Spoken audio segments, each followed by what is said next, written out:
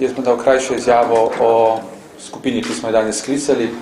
Prvič po arbitražnem sporazumu smo sklicali posvetovalno skupino za arbitražni sporazum. Ko zveste, je bil prvi tak sestanek že pred referendumom.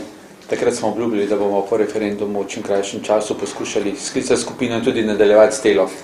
In temu je bil namenjen današnji sestanek, se pravi, da se dobimo, se sestavimo kot skupina in se nekako dogovorimo za pot naprej, da dogovorimo neke modalitete delovanja te skupine, predvsem kaj se od te skupine pričakuje.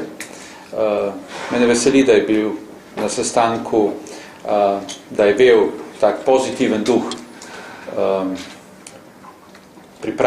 pripravljenost vseh sodelujočih pomagati Sloveniji pripraviti kar najboljši memorandum, zbrati kaj najboljša gradiva, ki bodo dokazala oziroma potrdila slovenski prav v tej zgodbi. Mislim, da je skupina dobro sestavljena in da je tudi pravo vzdušje, delovno vzdušje, da skupaj pripravimo pač da je to skupni projekt.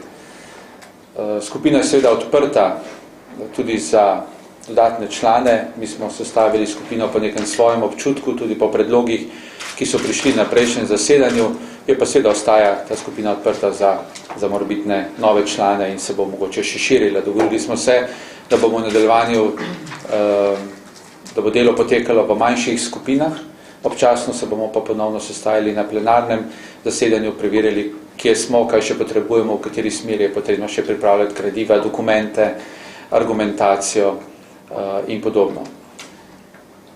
Sam sem strani ministrstva obvestil o pripravah, ki potekajo v ministrstvu na memorandum o skupini, ki smo jo ustanovili v samem ministrstvu, ki bo nekako osnovna skupina, jedro, ki bo pomagalo pripraviti ta memorandum. Obvestil sem tudi o pripravah na imenovanje arbitra, tudi o dilemah, ki se ob tem pojavljajo, in mislim, da je sledila neka zanimiva razprava o smeri, o poti izbora tega arbitra, ki jo bomo še nadaljevali v skupinah v nadaljevanju. Toliko bi jaz imel uvodoma. Sami veste in razumete, da tudi vseh detajlov ne moramo razkrivati, tudi ni koristno, da bi jih razkrivali, ni koristno za Slovenijo, da bi jih razkrivali.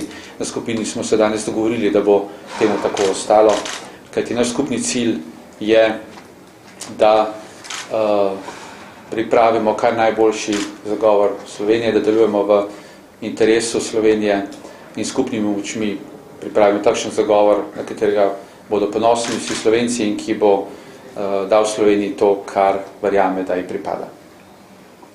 Jaz bi imel eno vprašanje, Majer Svet, elementarno pravzaprav glede sestave te komisije. Ne pravite, da je dobro sestavljena, vendar tam recimo imamo 6 zunanjih ministrov na slikah, nikogar od njih ni v tej skupini, na drugi strani imamo Milana Kučana. Kako to komentirate? Zunanji ministri so člani mojega strateškega sveta za zunanjo politiko.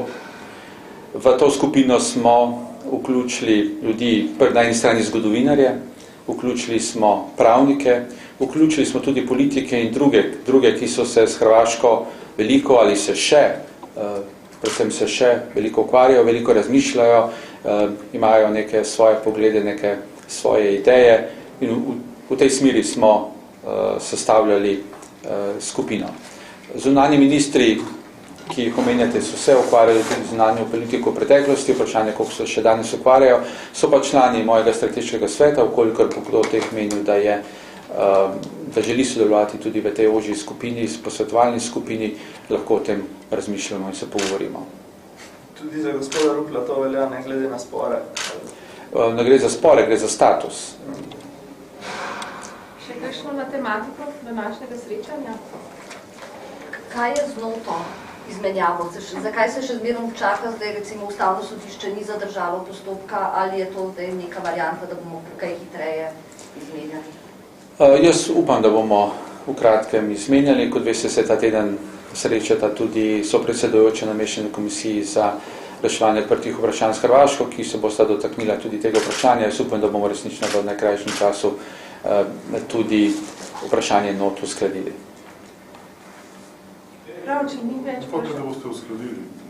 Zdaj nekako verjavo pripričanje, da je usklajeno vse. Kje so težave te uskladitve? Uskladimo postopek izmenjave not. To je navadno obrtniško delo, izmenjava not. Ja, ampak kot veste, vsako obrtniško delo, ko gre za vprašanje slovensko-hrvaških odnosov, se vedno lahko zaplete in je prav, da se pogovorimo, da se dogovarjamo, da se dogovorimo točno o vsebini teh not, ki se bodo izmenjale. Prav. Hvala lepa. Hvala. Minister. Ja, naslednje.